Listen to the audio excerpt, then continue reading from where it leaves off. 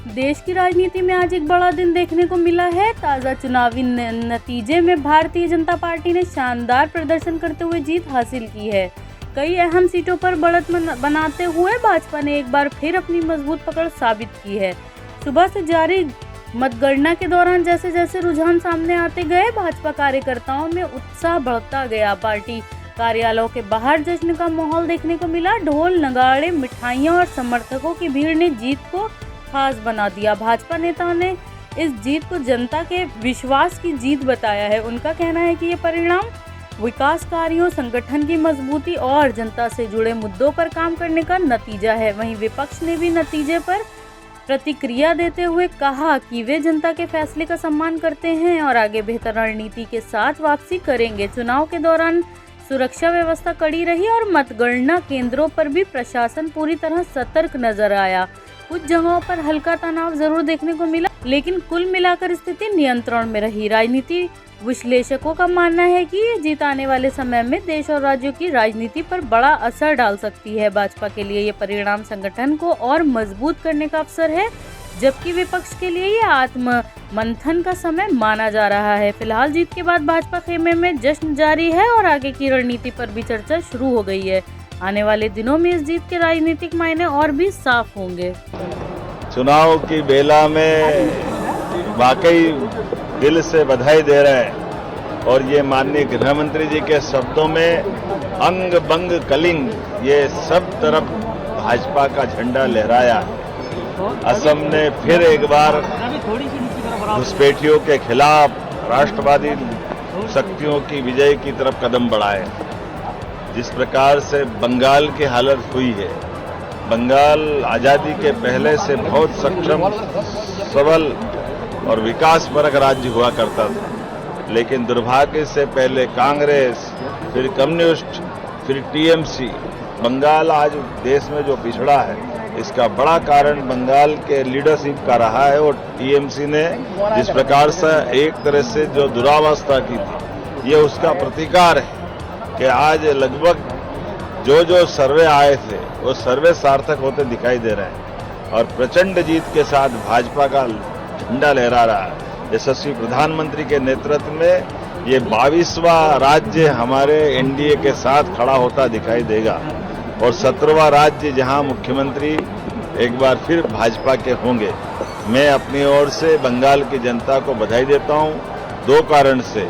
एक तो भाजपा के प्रति प्रेम दिखाने के कारण से भी, और निर्वाचन की पूरी प्रक्रिया में बंगाल ने धैर्य के साथ तमाम हथकंडों को फेल करते हुए हिंसा, आतंक, अव्यवस्था, तमाम प्रकार की कठिनाइयों के बावजूद भी जनता अपने निर्णय के प्रति दृढ़ प्रतिज्ञ रही और भारतीय जनता पार्टी प्रचंड बहुमत से जीती। इसलिए बंगाल के मतदाताओं के साथ असम का और जहां जहां भी चुनाव हुए हम जीते हैं या कहीं कोई कारण से रह भी गए, तब भी मैं इस निर्वाचन की प्रक्रिया के सबको देखिए, माननीय प्रधानमंत्री के नेतृत्व में सुशासन की बयार चल रही है। ऐसे में हम अपने इस विजय अभियान में माननीय प्रधानमंत्री, माननीय राष्ट्रीय अध्यक्ष जी, माननीय गृह मंत्री जी के कुशल मार्गदर्शन में चुनाव के प्रबंधन में हर एक कार्यकर्ता ने अपनी भूमिका अदा की। ऐसे में हम भी जहां गए वहां भी जीत मिली और जहां नहीं गए वहां भी बड़ी जीत मिली। जीत का दावा करने वाली ममता बनर्जी खुद पीछे चल रही है। ममता जब निर्ममता करेगी तो उसकी कीमत तो चुकाना पड़ेगी। बंगाल की पावन धरती पर जन्मे मां भारती के महान सपूत डॉक्टर श्यामा प्रसाद मुखर्जी को आज पश्चिम बंगाल की जनता ने सही मायनों में सच्ची श्रद्धांजलि दी है। पश्चिम बंगाल में भारतीय जनता पार्टी की यह जीत केवल एक पार्टी की जीत नहीं, बल्कि उस विचारधारा की जीत है जिसमें राष्ट्रवाद, राष्ट्रीय एकता, विकास हमेशा सर्वोपरि रहा है। यह उस विचारधारा का अंत है, यह इस विचारधारा की हार है जिसमें परिवारवाद, राजनीतिक हिंसा और तुष्टीकरण का समावेश है।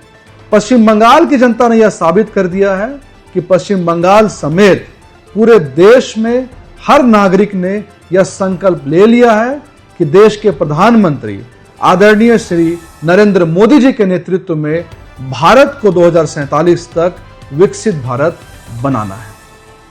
एक कार्यकर्ता के नाते आज मेरा मन भावनाओं से भरा हुआ है। एक संकल्प पूरा हुआ है, एक सपना साकार हुआ है।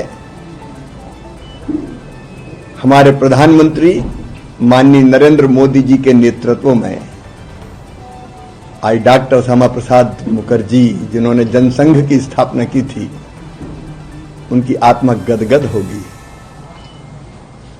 आज हमारे वो नेता जिन्होंने जनसंघ की नींव रखी थी, मन से प्रसन्न होंगे। लाखों लाख कार्यकर्ताओं की साध पूरी हुई है, तपस्या पूरी हुई है। बंगाल की विजय अद्भुत है, असाधारण है। विकसित भारत के लिए विकसित और सुरक्षित बंगाल। आज सारा देश ये मानता है कि मोदी है तो ही मुमकिन है। ये मोदी जी के प्रति अपार श्रद्धा और विश्वास का प्रकटीकरण है। ये विकसित भारत के विचार की विजय है। घटिया वोट बैंक की राजनीति को नकार दिया गया है। पूरे पूर्वी भारत में कमल खिला हुआ है। आसाम का असाधारण प्रदर्शन है और तमिलनाडु में भी जिनका काम केवल मोदी विरोध था, भारतीय जनता पार्टी का विरोध था,